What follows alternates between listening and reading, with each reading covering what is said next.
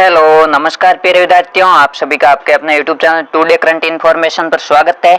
आज के इस सेशन में हम कक्षा 12 अनिवार्य हिंदी के अति महत्वपूर्ण प्रश्नों के बारे में बात करेंगे। जो आपके अनिवार्य हिंदी का सिलेबस है उसमें आपके जो वितान पाठ्य पुस्तक है उससे 12 नंबर के प्रश्न पूछे जाएंगे, यानी इसका वेटेज है वो बहुत अधिक रहने वाला है। इसमें जो आपके 3 पार्ट है उनसे 12 नंबर के प्रश्न पूछे जाएंगे, यानी प्रत्येक पार्ट से 4 नंबर के प्रश्न पूछे जाएंगे। यदि आप ये इतने महत्वपूर्ण प्रश्न रेडी कर लेते हो तो आपके ये 12 नंबर है वो पूरे में 12 में से 12 आप प्राप्त कर सकते हैं। चलिए अपना सेशन शुरू करते हैं। इसमें जो 12 अंक है वो आपके 5 छोटे प्रश्न पूछे जाएंगे 1-1 नंबर वाले, और 2-2 नंबर वाले पूछे जाएंगे, और 1 3 नंबर का बड़ा प्रश्न पूछा जाएगा। यानी इसमें छोटे और बड़े सभी प्रकार के प्रश्न पूछे जाएंगे। इसलिए इस पाठों को आपको पहले पाठ्य पुस्तक में 1 से 2 बार आराम से ध्यान से पढ़कर फिर इन प्रश्नों का हल करोगे तो आपके ये परीक्षा में बहुत फायदेमंद साबित होंगे और परीक्षा में इन्हीं में से आपके पूछे जाएंगे। इसमें जो पहला पार्ट है वो आपके सिल्वर वेडिंग है, जिसके लेखक है वो मनोज श्याम जोशी। इसमें पहला प्रश्न है सिल्वर वेडिंग जो कहानी है उसके कहानीकार का क्या नाम, यानी जो सिल्वर वेडिंग कहानी उसके लेखक कौन है, जो सिल्वर वेडिंग कहानी उसके कहानीकार का नाम मनोज श्याम जोशी। इसमें आपके ऑप्शन 4 से है वो सही, आपको ये विशेष रूप से ध्यान में रखना है। दूसरा प्रश्न है सिल्वर वेडिंग कहानी की मूल संवेदना क्या है, यानी जो सिल्वर वेडिंग कहानी उसके माध्यम से जो कहानीकार है वो हमें क्या संदेश देना चाहता है। जो सिल्वर वेडिंग कहानी उसकी मूल संवेदना जो पुरानी पीढ़ी और नई पीढ़ी के बीच का जो अंतराल और वैचारिक मतभेद है, यानी जो विचारों के बीच मतभेद हो रहा है उसके बारे में इसमें मुख्य रूप से बताया गया है। जो जनरेशन गैप है, यानी पुरानी पीढ़ी के विचार अलग है और नई पीढ़ी उन विचारों पर नहीं चलना चाहती, इनके बीच में जो द्वंद्व है उनको बताया गया है। इसमें आपके ऑप्शन ड है वो सही होगा।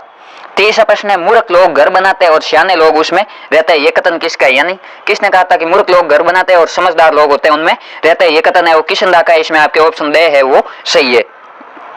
आगे चौथा प्रश्न है किशनदा अपना मानस पुत्र किसे मानते थे, यानी किशनदा अपना मानस पुत्र है वो यशोधर बाबू को मानते थे। इसमें आपके ऑप्शन ए है वो सही है। 15वां प्रश्न है सिल्वर वेडिंग कहानी में जो उन्हीं ड्रेसिंग गाउन उपहार लेते समय यशोधर बाबू को बेटे की कौन सी बात चुप गई थी कि उन्हीं गाउन पहनकर है वो दूध लाने की बात चुप गई थी, क्योंकि जो यशोधर बाबू का बेटा था उसने ये नहीं कहा था कि पिताजी दूध मैं ले आऊंगा, उसके बजाय उसने कहा था कि आप जब दूध लाने जाएंगे तो ये उन्हीं गाउन पहनकर जाएंगे, ये बात है यशोधर बाबू को चुभी थी। इसमें आपके ऑप्शन से है वो सही है।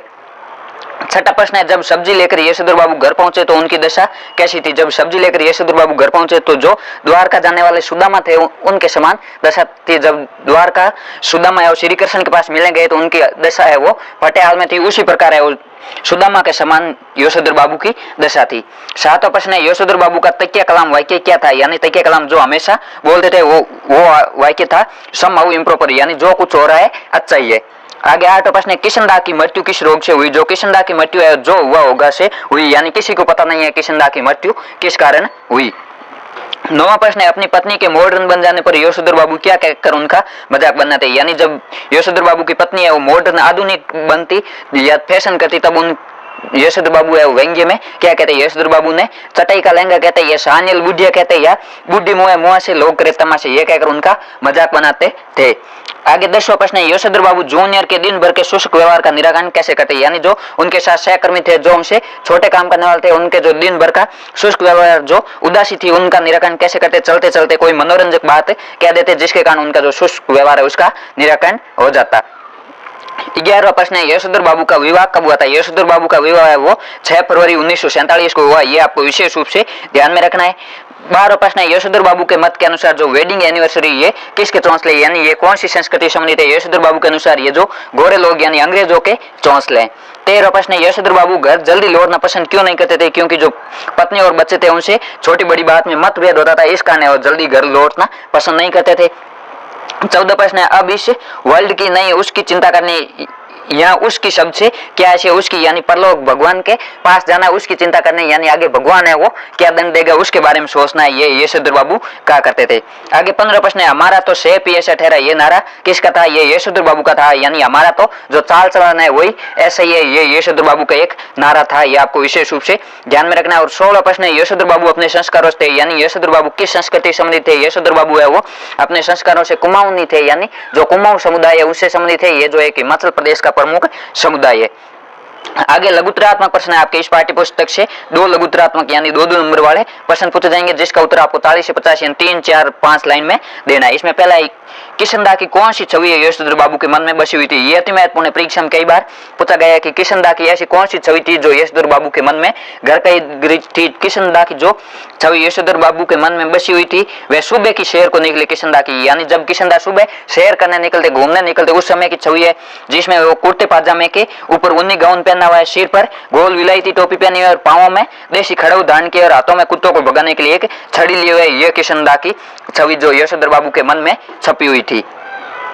आगे दूसरा प्रश्न है, सिल्वर वेडिंग कहानी के माध्यम से कहानीकार ने क्या संदेश व्यंजित किया, यानी इसमें आपके जो 3 कहानियां है उसके माध्यम से कहानीकार क्या कहना चाहता है, एक प्रश्न आपके उससे संबंधित पक्का पूछा जाएगा। ये आपको विशेष रूप से ध्यान में रखना है कि सिल्वर वेडिंग कहानी का मूल भाव क्या है या कहानीकार हमें क्या समझाना चाहता है। सिल्वर वेडिंग कहानीकार के माध्यम से कहानीकार ने जो पुरानी पीढ़ी और नई पीढ़ी के मध्य जो टकराट है, जो वैचारिक मतभेद है, उसका चित्रण किया है। यशोधर बाबू जो प्राचीन मान्यता है, जो प्राचीन संस्कृति उसके समर्थक है और किशनदा के विचारों को अपना आदर्श मानकर उनके अनुसार चलने का प्रयास करते हैं। दूसरी ओर जो यशोधर बाबू की पत्नी और उनके बच्चे उसमें पाश्चात्य जो पश्चिमी संस्कृति उसका प्रभाव है, अपने पिता को पुरानी पीढ़ी का मानकर उन्हें सम्मान नहीं देते, इसे उनके पारिवारिक जीवन में पीढ़ियों का द्वंद्व चलता रहता है। यानी इसमें 2 पीढ़ियों के मध्य जो जनरेशन गैप है उसके बारे में बताया गया है, 2 पीढ़ियों के मध्य जो कॉन्ट्रास्ट विरोधाभास चलता है उसके बारे में बताया गया है। तीसरा प्रश्न है, सिल्वर वेडिंग से कहानी का क्या आशय है, सिल्वर वेडिंग इसका शीर्षक क्यों रखा गया है। सिल्वर वेडिंग से कहानी का आशय विवाह की 25वीं वर्षगांठ, यानी विवाह होने के बाद पूरे 25 साल पूर्ण होने पर जो वर्षगांठ या जो समारोह मनाया जाता है उसे सिल्वर वेडिंग कहा जाता है। अर्थात यशोधर बाबू के विवाह की 25वीं वर्षगांठ है जिसके माध्यम से परिवार के आपसी संबंधों को व्यक्त किया गया है। चौथा प्रश्न है, भूषण ने अपने पिता को उपहार में ऊनी गाउन लाकर क्यों दिया, सिल्वर वेडिंग पार्ट के आधार पर लिखी। यानी जो यशोधर बाबू का पुत्र भूषण था उसने यशोधर बाबू को ऊनी गाउन लाकर क्यों दिया। भूषण ने अपने पिता को उपहार में ऊनी गाउन इसलिए लाकर दिया कि जब पिताजी प्रातःकाल दूध लाने जाते तो फटा गाउन पहनकर जाते। भूषण को पिता की इतनी ज्यादा इज्जत की चिंता थी, अर्थात लज्जा से बचने के लिए उपहार में वो पिता को गाउन लाकर दिया था। आगे 5वां प्रश्न है, बच्चों का होना भी जरूरी है, यशोधर बाबू के इस कथन को समझे। यानी यशोधर बाबू कहा करते थे कि बच्चों का भी होना जरूरी है, यानी परिवार गृहस्थी का भी होना जरूरी है। किस प्रकार, इसकी आपको व्याख्या करनी। यशोधर बाबू का मानना था कि बच्चे बड़े होकर भले ही मनमानी करते हैं लेकिन बच्चों का होना भी जरूरी है। बच्चे के बिना बूढ़ापा ठीक से नहीं गुजरता और मृत्यु भी किशनदा की तरह जो हुआ होगा से ही होती, यानी बच्चे नहीं होते तो बूढ़ापा है वो ठीक से नहीं गुजरता और मृत्यु का किसी को पता भी नहीं चलता है। आगे 6वां प्रश्न है, नए युग के वे कौन से मानक थे जिनसे आदमी को बड़ा मान लिया जाता है। यशोधर बाबू की असहमति उनसे क्यों थी, आप क्या सोचते हैं। यानी नए युग में किन किन मानकों के आधार पर किसी आदमी को बड़ा माना जाता है, उसे सम्मान दिया जाता है। यशोधर बाबू इनसे असहमत क्यों थे, इसका आपको कारण बताना है। यशोधर बाबू के अनुसार नए युग में फ्रिज और गैस चूल्हा ऐसे उपकरण है जिसके कारण व्यक्ति और समाज में बड़ा मान लिया जाता है। यानी जिसके पास रेफ्रिजरेटर और गैस का चूल्हा होता है उसे समाज में अधिक सम्मान दिया जाता है। लेकिन यशोधर बाबू का मानना था कि फ्रिज तो जो बासी चीजें होती है उनको रखने का उपकरण है, यानी जो खराब चीजें होती है, जो लंबे समय से पहले की बनी हुई जो बासी चीजें होती है उनको रखने का उपकरण है और गला पकड़ता है, यानी इससे गला खराब होता है। और गैस के चूल्हे पर बनी रोटी यशोधर बाबू के मन के अनुरूप न होने पर यशोधर बाबू की इनके प्रति असहमति थी, यानी जो गैस के चूल्हे पर रोटी बनती है वो यशोधर बाबू को पसंद नहीं थी, इस कारण इन दोनों से असहमत थे। आगे 7वां प्रश्न है, यशोधर बाबू को घर जल्दी लौटना पसंद नहीं था, क्यों। सिल्वर वेडिंग कहानी के आधार पर स्पष्ट कीजिए। ये भी परीक्षा में कई बार पूछा जा सकता है कि यशोधर बाबू घर जल्दी लौटना पसंद क्यों नहीं करते थे। यशोधर बाबू का अपनी पत्नी और बच्चों से हर छोटी बड़ी बात में पिछले कई वर्षों से मतभेद होने लगा, यानी विचारों में टकराव चलता था जिसके कारण वे घर जल्दी लौटना पसंद नहीं करते थे। 8वां प्रश्न है, सिल्वर वेडिंग कहानी से हमें क्या शिक्षा मिलती है, ये भी आपको विशेष रूप से ध्यान में रखना है। यानी इस कहानी को पढ़कर हम हमारे जीवन में क्या संदेश ग्रहण कर सकते हैं जिसे हम आगे समाज में सुधार कर सके। कहानी से हमें शिक्षा मिलती है कि जीवन में आधुनिकता का समावेश करे परंतु जो पाश्चात्य संस्कृति उसका अंधानुकरण नहीं करे, यानी जीवन में परिवर्तन प्रकृति के नियम में परिवर्तन को अपनाए लेकिन जो पश्चिमी संस्कृति उसका पूर्णतः अंधानुकरण न करे, जो हमारे लिए उचित है उसका ही पालन करे और जो बड़ों को छोटों के प्रति स्नेह का व्यवहार करना चाहिए, जो बड़े लोग हैं उनको छोटों से स्नेह करना चाहिए और छोटे उनको बड़ों की उपेक्षा नहीं करनी चाहिए, उनका आदर करना चाहिए, यानी जो पारिवारिक और मानवीय मूल्य हमें उनका ध्यान रखते हुए आधुनिकता में जीना चाहिए। 9वां प्रश्न है, यशोधर बाबू समय के साथ ढल सकने में असमर्थ रहते हैं, क्यों। यानी यशोधर बाबू है समय के साथ चेंज नहीं होता। इसमें यशोधर बाबू है पुरानी मान्यताओं को मानते हैं, उन्हें आधुनिक पहनावे पश्चिमी जीवन शैली और रहन सहन से नफरत है और किशनदा को अपना आदर्श मानते हैं, इसलिए वे समय के साथ ढल सकने में समर्थ नहीं होते, क्योंकि जो किशनदा है वो पुरानी मान्यताओं के प्रबल समर्थक थे और वो किशनदा के आदर्शों पर चलना चाहते हैं। 10वां प्रश्न है, यशोधर बाबू ने अपनी पत्नी में समय के अनुसार क्या परिवर्तन देखे। जो यशोधर बाबू की पत्नी थी वो बुढ़ापे में भी बगैर बांह का ब्लाउज पहनती थी, रसोई से बाहर दाल भात खा लेती थी और ऊंची हील वाली यानी ऊंची एडी वाली सैंडल पहनती, होठों पर लाली और बालों में खिजाब लगाती थी, यानी पूर्णतः जो आधुनिकता का जो पश्चिमी सांस्कृतिक प्रभाव है वो उस पर देखा जा सकता है। आगे दीर्घ उत्तरात्मक या निम्नात्मक प्रश्न, ये आपके 3 नंबर का पूछा जाएगा। इस पाठ्य पुस्तक में जो 3 पाठ है उनमें से एक दीर्घ उत्तरात्मक प्रश्न है वो पक्का पूछा जाएगा। इसमें पहला है, सिल्वर वेडिंग कहानी के आधार पर यशोधर बाबू के चरित्र की विशेषता बताइए। ये भी अति महत्वपूर्ण परीक्षा में पूछा जा सकता है कि यशोधर बाबू के चरित्र की कौन कौन सी विशेषताएं।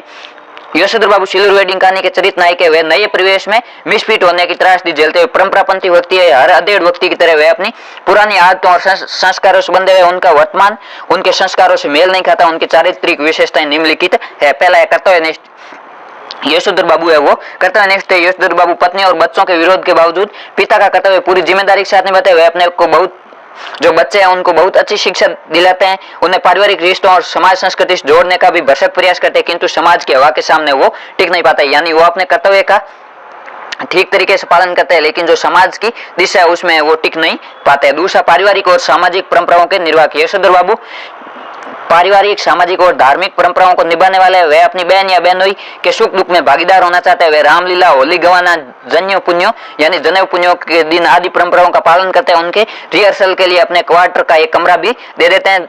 धार्मिक प्रवचन सुनने के लिए बिरला मंदिर जाते हैं, पूजा पाठ भी करते हैं। सभी परंपराएं उनकी पत्नी और बच्चों को पूरी लगती है। यानी समाज के विरोध के बावजूद वो पारिवारिक और जो सामाजिक परंपरा उनका निर्वहन करते हैं।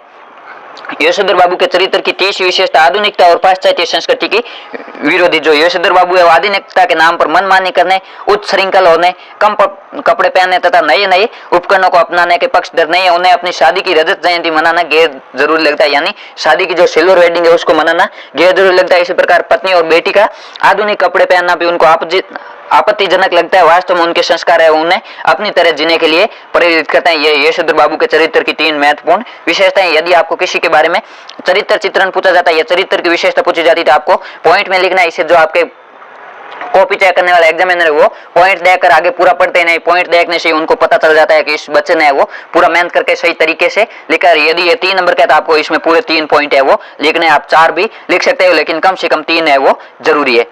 दूसरा प्रश्न है, नई पीढ़ी और नवीन जीवन मूल्य, पुरानी पीढ़ी और प्राचीन जीवन मूल्य, इन दोनों के बीच हमेशा टकराव चलती रहती है। सिल्वर वेडिंग कहानी के आधार पर इस कथन की समीक्षा कीजिए। यानी जो नई पीढ़ी और पुरानी पीढ़ी उसके मध्य वैचारिक मतभेद चलता रहता है, इसकी आपको समीक्षा करनी है। पुरानी और नई पीढ़ियों के बीच विचारों की टकराहट सदा चलती रहती है। दोनों पीढ़ियों का यह विचार भेद कभी मिटता नहीं है। हर युग में यह समाज के सामने प्रकट होता है। सिल्वर वेडिंग कहानी में यशोधर बाबू और किशन राय वो पुरानी पीढ़ी और पुराने जीवन मूल्यों के प्रतीक है, लेकिन जो यशोधर बाबू के पुत्र पुत्री और दफ्तर के चड्डा है वो नई पीढ़ी नए जीवन मूल्यों को मानने वाला है। पूरी कहानी में इसका टकराव दिखाई देता है। यशोधर बाबू का संयुक्त परिवार को पसंद करना, पुराने गरीब रिश्तेदारों से घुलना मिलना, उनकी आर्थिक मदद करना, पुरानी तरह के कपड़े पहनना, साइकिल पर दफ्तर जाना, मंदिर जाना, धार्मिक आयोजन करना, उनके बच्चे और पत्नी जो आधुनिक है उनको पसंद नहीं है। बच्चों और पत्नी द्वारा पाश्चात्य रहन सहन, खान पान, वेडिंग पार्टी को अपनाना यशोधर बाबू को अच्छा नहीं लगता। कहानी में आरंभ से अंत तक वैचारिक संघर्ष का चित्रण है। यानी विचारों के मध्य टकरार चलता रहता है, विचारों के मध्य संघर्ष है वो चलता रहता है। दोनों पीढ़ियों के आपस में विचार एक दूसरे से नहीं मिलते। तीसरा प्रश्न है, आधुनिकता की ओर बढ़ता हमारा समाज एक और नई उपलब्धियों को समेटे हुए, दूसरी ओर मनुष्य को मनुष्य बनाए रखने वाले मूल्य कहीं घिसते गए। सिल्वर वेडिंग कहानी के आधार पर स्पष्ट कीजिए। यानी सिल्वर वेडिंग कहानी के आधार पर आपको बताना है कि जो आधुनिकता की ओर जो हमारा समाज बढ़ रहा है वो नई नई उपलब्धियां छो रहा है, उसके साथ ही जो हमारे मानवीय मूल्य है वो कम होता जा रहा है। इसकी आपको समीक्षा करनी है। सिल्वर वेडिंग कहानी के जो कथानायक यशोधर बाबू एक ऐसे संस्कारी व्यक्ति है जो पुराने संस्कारों और मान्यताओं से चिपके रहना चाहते हैं, परंतु उनकी पत्नी और पुत्र पुत्री नई पीढ़ी के संस्कारों को अपनाकर आधुनिक बन जाते हैं। फलस्वरूप उनके विचार, सोचने का ढंग, कार्य प्रणाली पूरी तरह से परिवर्तित हो जाती है। आधुनिक सोच के वशीभूत होकर स्वार्थी बन जाते हैं और रिश्तेदारों से कोई मतलब नहीं रहता। जबकि जो यशोधर बाबू है वो पुराने संस्कारी व्यक्ति है तो वो अपने गरीब रिश्तेदारों से भी घुलना मिलना पसंद करते हैं। जबकि जो आधुनिक सोच के उनके पुत्र पुत्री पत्नी है वो स्वार्थी बन जाते हैं और उनका रिश्तेदारों से कोई मतलब नहीं रहता। बड़ों के प्रति सम्मान, आदर भाव, मानवीय सद्गुण ये समाप्त हो गए। वर्तमान का जो मनुष्य है वो स्वार्थी हो गया और ये मानवीय गुण है वो एकदम समाप्त हो गए। यशोधर बाबू चाहते हैं कि उनके बच्चे अनुभवी होने के नाते उनसे कुछ सलाह लिया करें। यानी यशोधर बाबू है वो स्वयं को अनुभवी मानते हैं। उनका मानना है कि बच्चों को है वो बड़ों से सलाह लेनी चाहिए, क्योंकि बड़ों के पास है वो अनुभव अधिक होता है। उनका बड़ा पुत्र उपेक्षापूर्ण कहता है, बाबा आप तो हद करते हैं, जो आप बात जानते ही नहीं, आपसे क्यों पूछे। इस कारण यशोधर बाबू की परिवारजनों से टकरार चलती रहती, फिर भी वे सामंजस्य बनाए रखने का प्रयास करते हैं। यानी फिर भी वे वो संतुलन, एडजस्टमेंट बनाए रखने का प्रयास करते हैं। इन दोनों पीढ़ियों के बीच वो टकराहट चलता रहता है। इस कहानी में हम देखते हैं कि इनके जो मानवीय मूल्य है वो निरंतर घटते जा रहे हैं। जो पुत्र है वो पिता की उपेक्षा करता है, उनकी आज्ञा का पालन नहीं करता है। जो समाज में बड़े लोग होते हैं उनको जितना सम्मान मिलना चाहिए वो इतना मिलता नहीं है। आगे चौथा प्रश्न है, सिल्वर वेडिंग कहानी का कथन आधुनिक पाश्चात्य संस्कृति के अंधानुकरण और बदलते मानवीय मूल्यों पर आधारित है। इस कथन की 6 उदाहरण विवेचना कीजिए। यानी जो सिल्वर वेडिंग कहानी कथन जो पाश्चात्य संस्कृति के अंधानुकरण और जो बदलते हुए मानवीय मूल्य उस पर है, इस कथन की आपको उदाहरण सहित विवेचना करनी है। सिल्वर वेडिंग कहानी है वर्तमान जीवन धारा का चित्रण भर देती है। वह आधुनिक समय का दर्पण है जिसमें पुरानी और नई पीढ़ी का अंतराल देखा जा सकता है। नए बच्चे आधुनिक पश्चिमी संस्कृति को अंधाधुंध अपना रहे हैं, उन्हें न तो माता पिता की परवाह और नई रिश्तेदारी की, यानी जो नई पीढ़ी के बच्चे उन्हें न माता पिता की परवाह न उनके समाज की परवाह है। वे अपने परंपराओं को भी दकियानुशी मानकर छोड़ रहे हैं और लेखक ये दिखाना चाहता है कि वर्तमान समय करवट ले रहा है और नई पीढ़ी अपनी जड़ों को छोड़ रही है, यानी जो नई पीढ़ी है उनकी जो परंपरा है, उनकी संस्कृति, जो उनकी मूल जड़ें है उनको छोड़ रहे। जिस पेड़ की जड़ें वो कमजोर हो जाती है, वो पेड़ है वो ज्यादा लंबे समय तक टिक नहीं पाता। इसी प्रकार जिस समाज में जो प्राचीन संस्कृति और जो प्राचीन परंपराएं नहीं रहती, उन समाज का भी है वो पतन जल्दी होता है। पुरानी पीढ़ी निस्तेज है, ऐसे में पुराने संस्कार लोग है वो हंसी के पात्र बन रहे हैं, लोग उनका मजाक बना रहे हैं या अकेले होते जा रहे हैं। दोनों स्थितियां उचित नहीं। लेखक बिना के नई पीढ़ी को संदेश देना चाहता है कि वे अपने पूर्वजों का पारिवारिकता और परंपराओं का सम्मान करें, उन्हें तिलांजलि न दे, यानी उन्हें पूर्णतः समाप्त न करे। दूसरी ओर नई पीढ़ी को नई चुनौतियों के अनुसार ढलना चाहिए, यानी जो पुरानी पीढ़ी उसको भी नए में सामंजस्य स्थापित करना चाहिए और जो नई पीढ़ी वाले लोग हैं उनको भी प्राचीन जो परंपराएं, जो संस्कृति अच्छी बातें हैं उनको अपनाना चाहिए, जो खराब बातें, जो कुप्रथा है उनको छोड़ने का प्रयास करना चाहिए। ये मूल इस कहानी की संवेदना है। आगे जो आपके इसमें दूसरा पार्ट है वो जूझ नामक पार्ट है, इसके लेखक है वो आनंद यादव। ये आपके बहुत ही मोटिवेशनल पार्ट है। यदि आप इसको पूरा पढ़ोगे तो ये एक संघर्षशील कहानी है जिसमें किस प्रकार बताया गया है कि एक बच्चा संघर्ष करके एक बहुत बड़ा लेखक बनता है। उसी प्रकार जीवन में चाहे परिस्थितियां कितनी विपरीत हो, लेकिन है वो किसी की प्रतिभा है वो छुप नहीं सकती, वह समय आने पर अपना अवसर जरूर दिखाती है। इसमें आपके पहले बहुविकल्पी प्रश्न यानी एबीसीडी वाला प्रश्न है। इसमें पहला है जूझ कहानी के रचयिता कौन है। जो जूझ कहानी के लेखक है वो आनंद यादव है और जूझ का शाब्दिक अर्थ होता है संघर्ष, यानी कठिन मेहनत करना या कठोर परिश्रम करना जूझ का अर्थ होता है। दूसरा, जूझ कहानी क्या संदेश देती है। जो जूझ कहानी है वो संघर्ष करने की प्रेरणा देती है। इसमें आपके ऑप्शन ए है वो सहयोग। प्रश्न संख्या 3 है जूझ कहानी किस शैली में लिखी गई। जो जूझ कहानी आत्मकथात्मक उपन्यास शैली में लिखी गई। आत्मकथा यानी जिसमें लेखक है स्वयं अपनी कथा लिखता है और ये उपन्यास शैली में लिखी गई है। चौथा प्रश्न है लेखक आनंद यादव को किसने कविता लिखने के लिए प्रोत्साहित किया। जो लेखक आनंद यादव उनको कविता लिखने के लिए जो मराठी शिक्षक नवा सोंदेलकर है उन्होंने प्रोत्साहित किया था, यानी उन्होंने उसको आगे बढ़ाया, उनको मोटिवेट किया कि आप कविताएं लिख सकते हो। इसमें आपके ऑप्शन बे और सहयोग। आपको मराठी अध्यापक नवा सोंदेलकर का नाम विशेष रूप से ध्यान में रखना है। पांचवा प्रश्न है किसके कहने पर लेखक के पिता ने लेखक को स्कूल भेजना शुरू किया, यानी लेखक के पिताजी ने पहले उनको स्कूल छोड़ाती थी, फिर किसके कहने पर उनको वापिस स्कूल भेजा। जो गाँव के मुखिया दत्ताजी राव है उनके कहने पर लेखक के पिताजी ने उसको स्कूल भेजा। इसमें आपके ऑप्शन ए है वो सही है। छठा प्रश्न है पढ़ाई में सुधार के लिए लेखक ने किसका अनुसरण किया। पढ़ाई में सुधार के लिए लेखक ने जो वसंत पाटिल कक्षा का सबसे प्रतिभावान बचा था, जो मॉनिटर था, उसका अनुसरण किया। सातवां प्रश्न है दादा ने अपने बेटे के सामने स्कूल जाने के लिए क्या शर्त रखी, यानी जो लेखक के पिताजी थे उन्होंने उनको जो मराठी भाषा उसमें दादा का गया, दादा ने वो क्या शर्त रखी थी। स्कूल जाने से पहले खेतों में पानी लगाना, स्कूल से आने के बाद पशु चराना, काम अधिक होने पर स्कूल से गैर हाजिर रहना, ये शर्त रखी थी। यानी कि स्कूल जाने से पहले सुबह खेतों में पानी देना और स्कूल से आने के बाद पशुओं को चराना। यदि खेत में अति आवश्यक काम है तो उस दिन स्कूल से छुट्टी भी करनी पड़ सकती है। आठवां प्रश्न है जूझ कहानी के आधार पर बताइए कि लेखक के पिता ने उसकी पढ़ाई क्यों छुड़वा दी थी। खेती में काम करवाने के कारण उसके पिता ने उसकी पढ़ाई छुड़वा दी थी, वो उनसे खेती में काम करवाना चाहते थे। नौवां प्रश्न है लेखक का दादा है वो कोल्हू जल्दी चलवाना क्यों चाहता। जो लेखक के पिताजी है वो अपने खेत का कोल्हू जल्दी क्यों शुरू करते ताकि उनका गुड़ है वो सबसे पहले बाजार में जाए और उनके अच्छे भाव मिलेंगे, यानी गुड़ कम भले लिख लो, यदि सबसे पहले शुरू होता तो उसके भाव अच्छे मिलते हैं, इस कारण वो अपना कोल्हू जल्दी चलाते थे। 10वां प्रश्न है लेखक की माँ उदास और निराश क्यों थी। क्योंकि वह जानती थी कि पिता के सामने लेखक की पढ़ाई बात करेगी तो वह एक भी नहीं सुनेंगे और वह बरेला सुअर की तरह घुराएगा, यानी उस पर वो क्रोध करेगा, उनकी बात नहीं मानेगा। 11वां प्रश्न है वसंत पाटिल कौन था। वसंत पाटिल है लेखक की कक्षा का एक छात्र था, वह दुबला पतला था, शांत स्वभाव का और पढ़ने में बड़ा होशियार था। 12वां प्रश्न है माँ के मन में जंगली सुअर बहुत गहराई में बैठा था। यहाँ जंगली सुअर किसको कहा गया। यहाँ जंगली सुअर है वो लेखक के पिता को कहा गया है, क्योंकि वो पूरे दिन आवारा घूमते रहते थे, इस कारण उनको जंगली सुअर की संज्ञा दी गई है। 13वां प्रश्न है मंत्री मास्टर क्या पढ़ाते थे। जो मंत्री नामक मास्टर थे वो गणित पढ़ाते थे। 14वां प्रश्न है इन कविताओं के साथ खेलते हुए मुझे 2 बड़ी शक्तियां प्राप्त हुई, ये कथन किसने कहा। ये कथन है वो आनंद यादव का है।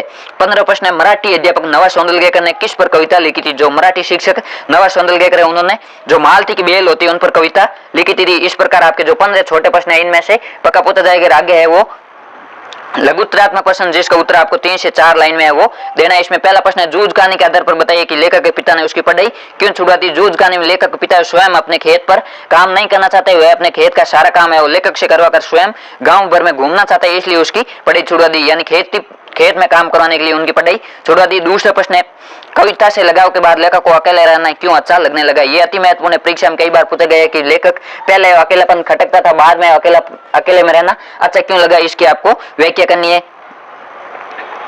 इसमें कविता से लगाव के बाद लेखक अपने खेत का काम करते हुए प्रसन्न रहता है, क्योंकि वह खेत पर काम करते हुए कविताओं को ऊंचे स्वर में गा सकता था, यानी तेज आवाज में गा सकता है। कभी कभी तान आने पर कविता के साथ नाच भी सकता है। इसलिए कविता लेखन के बाद उसका अकेलापन भी उन्हें अच्छा लगने लगा। अब वो अकेला रहना चाहता था।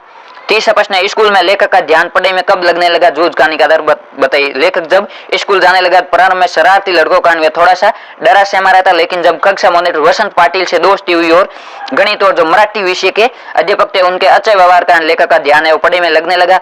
वह पहले की अपेक्षा ध्यान देकर पढ़ने लगा और कक्षा के होशियार छात्रों में उसका नाम आने लगा। यानी वसंत पाटिल से दोस्ती हुई और गणित और जो मराठी विषय के अध्यापक है उनके अच्छे व्यवहार कारण उसका पढ़ाई में मन लगने लगा। आगे चौथा प्रश्न है, जूझ आत्मकथात्मक अंश की मूल संवेदना लिखी, यानी जो जूझ पाठ है उससे हमें क्या संदेश मिलता है? यह अति महत्वपूर्ण आपको विशेष रूप से ध्यान में रखना है। जो गद्य के मूलभूत पाठ है उससे आपको मूल संवेदना है विशेष रूप से ध्यान में रखने की, इससे हमें क्या संदेश मिलता है या इनसे हम नई चीज क्या सीख सकते हैं जो अपने जीवन में अपना सकते हैं। जो जूझ आत्मकथात्मक अंश की मूल संवेदना है जीवन के संघर्ष से जुड़ी हुई, यानी जो जीवन का नाम ही संघर्ष है। जूझ का तात्पर्य भी लड़ना या संघर्ष करना ही है। यहाँ भी एक गरीब किसान के पुत्र की मेहनत, पढ़ने की लगन और संघर्ष को प्रकट किया गया। ये बालक भी अपने घर की विपरीत परिस्थितियों संघर्ष करे एक अच्छा होशियार विद्यार्थी बनता है, अपनी रुचि का विकास करते हुए एक अच्छा कवि बनता है। यह सच्ची मेहनत और लगन से अपने लक्ष्य को पाने का संदेश दिया गया। यानी यदि सच्ची मेहनत करने वाला और लगन से कोई भी कार्य करे तो उसको कितने भी विपरीत परिस्थितियां लेकिन उसको डिगा नहीं सकती अपना लक्ष्य प्राप्त करने से। आगे पांचवा प्रश्न, लेखक जो सौंदलगेकर मास्टर के किस प्रकार नजदीक पहुंच गए? यानी जो सौंदलगेकर मास्टर थे मराठी शिक्षक उनके प्रति नजदीक कैसे पहुंचा? लेखक मराठी अध्यापक नवा सौंदलगेकर से कविता सुनकर उनकी लय ताल छंद समझकर और कविता के प्रति आकर्षण के कारण उनके नजदीक पहुंच गए। यानी वह उनके कविता के हाव भाव को समझता और उन कविता में आकर्षण हुआ, उसके कारण उनके नजदीक पहुंच गया। छठा प्रश्न, लेखक आनंद यादव के छात्र जीवन से क्या क्या शिक्षा मिलती है? यानी जो लेखक आनंद जीवन का जो छात्र जीवन में संघर्ष में रहता है इसे हमें क्या शिक्षा मिलती है? लेखक आनंद यादव के छात्र जीवन से हमें यह प्रेरणा मिलती है कि जैसे बालक आनंदा ने अपने परिवार की परिस्थितियों को समझकर अपनी मां से स्वयं के पढ़ने की बात की, गांव के मुखिया का सहयोग लेकर अपने पिता का समर्थन पाया, पाठशाला की हर बाधा को पार कर कक्षा मॉनिटर बना, वैसे ही सच्ची लगन और मेहनत से कठिनाई को दूर करके अपना लक्ष्य प्राप्त करना चाहिए। यानी कितनी भी कठिनाई आए लेकिन यदि उसके लिए कोई न कोई रास्ता निकल जाता है, हम उसके लिए प्रयास तो करें, प्रयास करने पर जरूर है वो रास्ता निकलता है। सातवां प्रश्न, लेखक की मराठी भाषा कैसे सुधरने लगी? मराठी अध्यापक सौंदलगेकर के संपर्क में आने से उनको कविता को लय ताल से सुनने कारण उच्चारण की शुद्धता, अलंकार, छंद और शुद्ध लेखन के बारे में जानकारी मिली। साथ ही वे स्वयं कविता रच लेने के कारण लेखक की मराठी भाषा सुधरने लगी। यानी सौंदलगेकर के संपर्क में आने के बाद उसने शुद्ध उच्चारण पर ध्यान दिया, अलंकार, छंद और शुद्ध लेखन के बारे में उसको जानकारी मिली और उसके बाद स्वयं ने कविता रचनी प्रारंभ की, इसके कारण उसकी मराठी भाषा सुधरने लगी। आठवां प्रश्न है, लेखक को यह विश्वास कैसे हुआ कि कवि भी एक अपने ही जैसा हाड़ मास का क्रोध लाभ का मनुष्य? यानी लेखक को यह कैसे विश्वास हुआ कि कवि भी एक हमारे समान ही मनुष्य होता है जो हाड़ और मांस से बना होता है और उसमें भी क्रोध लोभ जैसी स्वयं नहीं होती है? मराठी अध्यापक नवा सौंदलगेकर के संपर्क में आने और उनके द्वारा कविता सुनाने और कविता पर चर्चा करने का लेखक को कवियों की प्रति धारणा बदली और लेखक को लगा कि मैं भी कविता रच सकता हूँ, मैं भी एक कवि के समान ही हाड़ मांस का इंसान हूँ। कवि उसे हाड़ मांस और क्रोध लोभ का मनुष्य ही लगने लगा। यानी कि कवि है वो हमारे समान ही होता है, हमें और कवि में ज्यादा कोई अंतर नहीं होता है। नौवां प्रश्न है, वसंत पाटिल से दोस्ती होने के बाद लेखक के व्यवहार में कौन से परिवर्तन हुए? वसंत पाटिल एक कक्षा का होशियार विद्यार्थी था, वह सीधा साधा और प्रतिभाशाली बालक था। उसे दोस्ती होने पर लेखक का मन पढ़ाई में लगने लगा। गणित के सवाल पहले उसे समझ में नहीं आते थे, लेकिन वसंत पाटिल से दोस्ती के बाद वह समस्या भी दूर हो गई। अब वह भी वसंत पाटिल के साथ कक्षा के अन्य विद्यार्थियों के सवाल जांचने लगा, जिससे उसका व्यवहार भी बदल गया और पाठशाला में विश्वास भी बढ़ने लगा। यानी वसंत पाटिल के बाद उसे गणित के सवाल भी समझ में आने लगे। जो कोई सवाल समझ नहीं आता वह उसे वसंत पाटिल से पूछता और उसकी समस्या का समाधान हो जाता। धीरे धीरे उसकी वसंत पाटिल से दोस्ती बढ़ गई और दोस्ती बढ़ने के कारण वह भी उसके समान कक्षा का नायक है वो बन गया था। आगे 10वां प्रश्न है, स्कूल में पहुंचने पर लेखक का मन खट्टा हो गया क्यों? जूझ कहानी के आधार पर स्पष्ट कीजिए। यानी स्कूल पहुंचने पर पहले दिन लेखक को अलग अनुभव। क्यों हुआ उसका मन खटा? क्यों हुआ स्कूल में पहुंचने पर लेखक का मन खटा? इसलिए हो गए क्योंकि पाठशाला में लगभग 1.5 साल बाद पहुंचा था, जब तक उसके सभी जो साथ के विद्यार्थी वो आगे कक्षा में चले गए और उसके कक्षा के सभी विद्यार्थी नए थे। यहाँ तक कि उसकी गली मोहल्ले का कोई भी बालक उस कक्षा में नहीं था। शरारती विद्यार्थी उनका मजाक उड़ाते थे। इस मजाक को अपमान के रूप में समझकर लेखक का मन खटा हो गया, यानी उसका पाठशाला से मन भर गया था। पहले दिन उसको लगा कि ये मैं कहाँ गया, और उसके शरारती बच्चे उनका मजाक उड़ाते, इस कारण उसको अपमान भी महसूस हुआ। आगे आपके दीर्घ उत्तरात्मक या निम्नात्मक प्रश्न है। इसमें पहला है, जो जूझ गाने के लेखक के चरित्र की ऐसी कौन सी विशेषता है जो आपको प्रभावित करती कारण देते हुए स्पष्ट कीजिए, यानी जो आनंद यादव उनकी कौन कौन सी चारित्रिक विशेषताएं। इसमें पहला है, भविष्य के प्रति सचेत। जो लेखक यानी कथानायक अपने भविष्य के प्रति सचेत है, वह जानता है कि पढ़ने से नौकरी मिल सकती है, इसे भविष्य बन सकता है, खेती से नहीं। यानी वह जानता है कि खेती हमें गड्ढे में धकेल देगी, यदि मैं पढ़ूंगा तो मेरे को अच्छी नौकरी मिल जाएगी या अच्छा व्यवसाय हो जाएगी। इस कारण वह माँ को लेकर दत्ताजी राव के पास जाता है, क्योंकि वह जानता है कि उनके आदेश का पालन है वो दादा को करना ही पड़ेगा। यानी वह अपने भविष्य की योजना बनाकर चलता है। उसको लगता है कि उसके पिताजी उसके कहने पर तो नहीं भेजेंगे, लेकिन दत्ताजी राव कहेंगे तो उसके पिताजी है वो जरूर मानेंगे, उनकी आज्ञा वो नहीं टालेंगे। दूसरा है, पढ़ने की ललक आनंद यादव में है, वो पढ़ने की ललक भी है। वह स्कूल में पढ़ना चाहता है। वह कक्षा के होशियार विद्यार्थी वसंत पाटिल की प्रतिभा से प्रभावित होकर स्वयं लगन से पढ़ता है। अंत में वसंत पाटिल की तरह योग्य बन जाता है। 30 विशेषता, अध्यापकों का प्रिय। कक्षा में उसकी पढ़ाई के प्रति लगन देकर मराठी के अध्यापक सोंदलगेकर उसे बहुत चाहते थे, उसे कविता लिखने की प्रेरणा देते और उसके द्वारा जो लिखी गई कविता को सही करते, इससे वह अच्छा कवि बन जाता है। चौथी विशेषता, कठोर परिश्रमी लेखक। कठोर परिश्रमी, वह अपने कठोर परिश्रम से दादा की सभी शर्तों को पूरा करता है और कक्षा में भी कठोर परिश्रम से होशियार विद्यार्थी में गिना जाता है। यानी जो आनंद यादव वो कठोर परिश्रम करने वाला है। आगे दूसरा प्रश्न है आपके, लेखक का पाठशाला में विश्वास कैसे बढ़ा, जूझ गाने के आधार पर बताइए। यानी लेखक का पाठशाला में धीरे धीरे विश्वास कैसे बढ़ने लगा। पहले दिन जब वह पाठशाला गया तो उसका मन खटा हो गया, लेकिन बाद में धीरे धीरे उसका विश्वास किस प्रकार बढ़ने लगा। कक्षा का मॉनिटर वसंत पाटिल है, वो काफी होशियार था। लेखक ने उसे मित्रता की, एकाग्रता और वसंत पाटिल को देखकर उसकी भी गणित में रुचि कारण गणित समझ में आने लगा। इसे गणित के शिक्षकों की नजरों में भी एक योग्य छात्र बन गया। मराठी शिक्षक सोंदलगेकर कविताओं को लय, गति और हावभाव के साथ पढ़ाते। इसे लेखक ने भी सहस्वर कविता वाचन का प्रयास किया, उससे उसमें काफी आनंद प्राप्त हुआ। मराठी शिक्षक ने उसे एक समारोह में कविता पाठ करने का मौका दिया, साथ ही कविता रचने की प्रेरणा दी। इसे धीरे धीरे लेखक है वो पाठशाला में आत्मविश्वास बढ़ा। तीसरा प्रश्न है, दत्ताजी राव ने लेखक किस प्रकार मदद की, जूझ गाने के आधार पर बताइए। जो दत्ताजी राव है वो गाँव के मुखिया थे। दत्ताजी राव ने लेखक के दादा को फटकार लगाई और लेखक को कल से पाठशाला भेज जाने को कहा और कहा, मास्टर जी की फीस भर दे, मन लगाकर पढ़, यदि वे तुझे पाठशाला न जाने दे तो मेरे पास चले आना, मैं पढ़ाऊंगा तुझे, ये कहकर उसकी मदद की, यानी उसको विद्यालय भेजने में मदद की। आगे चौथा प्रश्न है, पाठशाला भेजने के लिए लेखक दादा ने उससे क्या क्या वचन लिए थे, यानी क्या क्या शर्त रखी थी। लेखक दादा उसे स्कूल भेजने के पक्ष में नहीं थे। लेखक और उसकी माँ और दत्ताजी राव के पास गए। दत्ताजी राव के समझाने पर दादा तैयार तो हुए, लेकिन लेखक दादा ने पाठशाला जाने से पहले दिन निकलते ही खेत पर जाएगा और खेतों में पानी लगाए, यानी सुबह जल्दी खेतों में पानी लगाकर फिर पाठशाला जाना और सीधा स्कूल जाएगा। स्कूल से छुट्टी होने पर बस्ता घर पर रखकर घंटे भर तक ढोर चराएगा, यानी पशुओं को चराएगा। यदि कभी खेत पर अधिक काम हो तो उस दिन पाठशाला से गैर हाजिर भी रहेगा। ये शर्तें मंजूर हो तो स्कूल जाने की अनुमति दी जाएगी। लेखक ने ये सभी शर्तें मानी और इनका पालन भी किए, यानी जैसी भी परिस्थिति थी उसके हिसाब से लेखक ने स्वयं को एडजस्ट कर लिया, स्वयं को सामंजस्य स्थापित करे और आगे बढ़ने का प्रयास किया। आगे पांचवा प्रश्न है, जूझ गाने के आधार पर बताइए कि लेखक आनंद यादव की है वो मराठी भाषा कैसे सुधरने लगी। जो आनंद यादव के स्कूल में नवा सोंदलगेकर मराठी भाषा के शिक्षक थे, वे एक कवि भी थे। कक्षा में कविताएं गाकर सुनाते थे। आनंद यादव की रुचि उनकी प्रेरणा से कविता की ओर बढ़ी। वे स्वयं कविता लिखता और उनको दिखाता, यानी लेखक है वो सोंदलगेकर मास्टर जी को कविता लिखता और उनको दिखाता है और वे उसमें सुधार करते। आनंद के प्रति उनकी आत्मीयता बढ़ी। आनंद उनके घर जाने लगा। आनंद है वो सोंदलगेकर जी मास्टर के घर जाने लगा। मास्टर जी उनको कवि की भाषा में समझाते थे, छंद और अलंकारों के बारे में बताते हुए लेखक को शुद्ध लेखन का ढंग बताते और अन्य कवियों की पुस्तकें और कविता संग्रह करने के लिए देते थे। इन कारणों सोंदलगेकर से निकटता और अपनापन होने का आनंद यादव की मराठी भाषा ज्ञान बढ़ता गया। जाने अनजाने में उसकी मराठी भाषा सुधरने लगी। वे अत्यंत तन्मयता से मराठी भाषा पढ़ते थे। उनका व्यवहार भी छात्रों के प्रति स्नेहपूर्ण था। लेखक के जीवन पर उनका सर्वाधिक प्रभाव पड़ा, यानी लेखक की मराठी भाषा में सुधारने में सबसे महत्वपूर्ण योगदान नवा सोंदलगेकर मास्टर जी का है। उनके मार्गदर्शन में है उनकी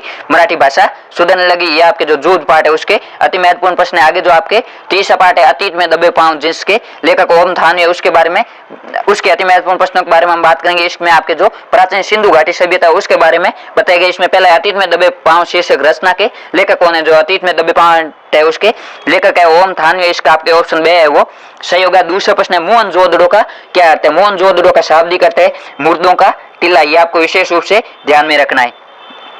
तीसरा प्रश्न है मोहनजोदड़ो का काल कौन सा था, यानी मोहनजोदड़ो सभ्यता वो किस काल के मोहनजोदड़ो सभ्यता वो ताम्र काल की, यानी इस समय तांबा प्रचुर मात्रा में था। इसमें आपके ऑप्शन है वो सही होगा। चौथा प्रश्न है सिंधु घाटी की सभ्यता को किस सभ्यता के समकक्ष माना जाता है, यानी सिंधु घाटी सभ्यता वो विश्व की कौन सी सभ्यताओं के समकालीन थी, कौन से समय में। साथ ही जो सिंधु घाटी सभ्यता विश्व की मिस्र की सभ्यता और मेसोपोटामिया यानी इराक की सभ्यताओं के समकक्ष माना जाता है, यानी इन तीनों सभ्यताओं का कालक्रम है वो एक साथ ही था। पांचवा प्रश्न है महाकुंड के पास मिले ज्ञानशालाओं के अवशेषों को क्या नाम दिए गए। जो महाकुंड के पास ज्ञानशालाओं का अवशेष मिले उनको कॉलेज ऑफ प्रीस्ट्स नाम दिया गया। इसमें आपके ऑप्शन ए सही होगा। ये आपको कॉलेज ऑफ प्रीस्ट्स विशेष रूप से ध्यान में रखना है। ये पूछा जा सकता है कि कॉलेज ऑफ प्रीस्ट्स क्या है। आगे छठा प्रश्न है मोहनजोदड़ो के घरों में टहलते हुए लेखक को किस गांव की याद आई। मोहनजोदड़ो घरों में टहलते हुए लेखक को कुलधरा की याद आई, क्योंकि जो कुलधरा गांव है वो भी एक वीरान गांव, उसके ग्रामवासी है और रातों रात अपना घर छोड़कर चले गए थे और मोहनजोदड़ो में भी वहां आज कोई निवास नहीं करता, इस कारण उसको कुलधरा की याद आई। मोहनजोदड़ो की खोज कब और किसने की। मोहनजोदड़ो खोज है वो राकलदास बनर्जी ने सन 1922 में की थी। आठवां प्रश्न है मोहनजोदड़ो की आबादी लगभग कितनी थी। मोहनजोदड़ो की आबादी लगभग है वो 85,000 थी। नौवां प्रश्न है सिंधु घाटी सभ्यता की आड़ी और सीधी सड़कों को आज के वास्तुकार क्या कहता है, यानी जो सिंधु घाटी सभ्यता में आड़ी और सीधी सड़कें थी जो एक दूसरे को समकोण प्रकार थे उसको वर्तमान में ग्रिड प्लान या ग्रिड शैली कहा जाता है। 10वां प्रश्न है स्तूप से महाकुंड की ओर जाने वाले रास्ते का नाम क्या रखा गया। जो स्तूप से महाकुंड की ओर जाने वाला रास्ता था उसको डिविनिटी स्ट्रीट यानी देव मार्ग नाम रखा गया, यानी ये देवताओं की ओर जाने का मार्ग है। आगे 11वां प्रश्न है मोहनजोदड़ो में रंगाई का छोटा कारखाना खुदाई के समय किसे मिला था। जो रंगाई का छोटा कारखाना माधव स्वरूप वत्स जो एक खुदाईकार थे उनको मिला था। 12वां प्रश्न है सिंधु घाटी सभ्यता की जो खूबी और सौंदर्य बोध है जो राज पोषित या धर्म पोषित न होकर किसे पोषित है, यानी जो सिंधु घाटी सभ्यता का सौंदर्य है वो समाज पोषित है, इस पर संपूर्ण समाज का अधिकार था, कोई राजा या कोई धर्म है इनको पोषण करने वाला नहीं था। 13वां प्रश्न है सिंधु सभ्यता का सबसे बड़ा और समृद्ध शहर कौन सा था। सिंधु घाटी सभ्यता का जो सबसे बड़ा और समृद्ध शहर है वो मोहनजोदड़ो शहर था। 14वां प्रश्न है लेखक के अनुसार सिंधु सभ्यता को आज के एक मुहावरे में क्या कहा जाएगा। लो प्रोफाइल सभ्यता यानी बिना दिखावटी की वास्तविकता की सभ्यता। 15वां प्रश्न है सिंधु सभ्यता को अन्य सभ्यताओं से अलग करने वाला एक प्रमुख तत्व कौन सा है, यानी सिंधु सभ्यता किस प्रकार अन्य सभ्यताओं से अलग है। उसमें प्रभुत्व या दिखावे के तेवर का नजरा दो नहीं, यहाँ पर किसी भी एक दूसरे पर प्रभुत्व स्थापित करना या दिखावटे की कोई शैली नहीं, यानी इसमें दिखावटी बिल्कुल भी कम है, जो कुछ है वो वास्तविक है। ये अन्य सभ्यताओं से इसको अलग करती है। आगे आपके लघुत्तरात्मक प्रश्न है जिसका उत्तर आपको 3 से 4 लाइन में वो देना है। इसमें से आपके एक लघुत्तरात्मक प्रश्न है वो पक्का पूछा जाएगा। मोहनजोदड़ो को अर्थ बताते हुए इसके बारे में क्या धारणा व्यक्त की गई उसे लिखना है। मोहनजोदड़ो का शाब्दिक अर्थ है मुर्दों का टीला। ये पाकिस्तान के सिंध प्रांत में स्थित है। पाकिस्तान जो पहले अखंड भारत का हिस्सा था जो 1947 में वो भारत से अलग हुआ था। इसे पुरातत्व का महत्वपूर्ण स्थल माना गया। इसके बारे में धारणा यह है कि वह अपने समय में घाटी की सभ्यता केंद्र अर्थात राजधानी रहा होगा, यानी ये सिंधु घाटी सभ्यता का राजधानी रहा होगा। यह शहर 200 हेक्टेयर में फैला था और इसकी आबादी लगभग 85,000 थी। दूसरा प्रश्न है ग्रिड प्लान से आप क्या समझते हैं। आधुनिक नगर नियोजन में कौन से शहर है वो ग्रिड शैली शहर है। यह अति महत्वपूर्ण परीक्षा में पूछा गया, आपके भी पूछा जा सकता है। ग्रिड प्लान नगर नियोजन के समय एकदम सीधी या आड़ी सड़कों की बनावट को वास्तुकार ग्रिड प्लान कहते हैं, अर्थात नगर निर्माण में सड़कों को बिल्कुल सीधे या आड़े प्रकार में बसाया जाता है जिससे आमने सामने के भवनों को शुद्ध वातावरण प्राप्त होता है। और वर्तमान में ब्रासीलिया, चंडीगढ़ और इस्लामाबाद शहर है वो ग्रिड शैली शहर है जो आधुनिक नगर नियोजन के प्रतिमान ठहराए जाते हैं।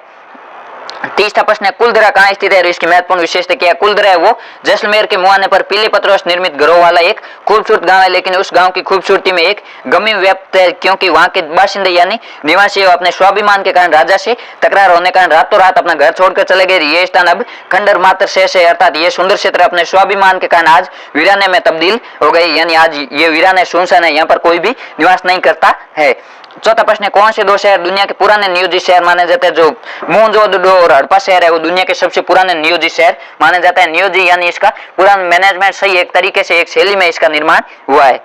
पांचवा प्रश्न है, मोहनजोदड़ो की खुदाई क्यों बंद कर दी गई है? मोहनजोदड़ो की खुदाई बंद क्यों कर दी गई? सिंधु घाटी सभ्यता, सिंधु नदी के पानी के रिसाव से क्षार और दलदल की समस्या पैदा हुई है। जो मौजूदा खंडर है उनको बचा कर रखना अब एक बड़ी चुनौती, इसलिए मोहनजोदड़ो खुदाई है वो बंद कर दी गई। यानी जो सिंधु नदी का पानी है वो रिसाव होने लगा, उसके कारण क्षार और दलदल की समस्या हो गई, जिसके कारण जो पुराने खंडर है वो भी डर है, अब उनको बचा कर रखना भी एक चुनौती, इसलिए आगे नई खुदाई है वो बंद कर दी गई है।